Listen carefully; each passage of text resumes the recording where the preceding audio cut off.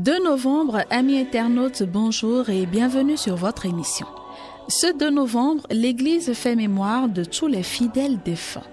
Au début du christianisme, les premiers chrétiens faisaient une veillée des morts. Durant les premiers siècles, des prières puis des messes seront dites pour les défunts. Suivant l'histoire, les premiers textes faisant référence à un office spécifique pour les morts datent du IXe siècle.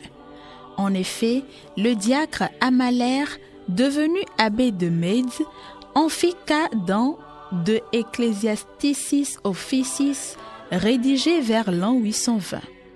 En 998, l'abbé de Cluny, Odilon, établit un office liturgique à l'intention de tous les frères défunts dans le millier de monastères dépendant de la grande abbaye bourguignonne.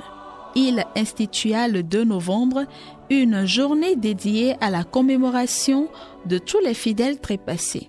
Cette pieuse et sainte coutume clunisienne s'étendit à l'Église universelle au moment où se précisait la doctrine relative aux âmes du purgatoire.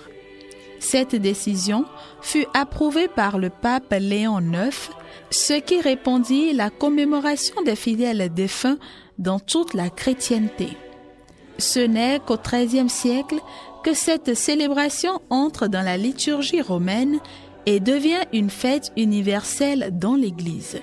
Notons que l'Église accorde sous les conditions habituelles une indulgence plénière applicable uniquement aux âmes du purgatoire à chaque fidèle qui visite dévotement un cimetière et prie pour les défunts, ne serait-ce que mentalement, entre le 1er et le 8 novembre.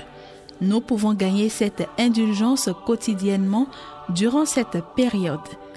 Ne manquons donc pas de prier pour les âmes du purgatoire durant tout ce mois de novembre.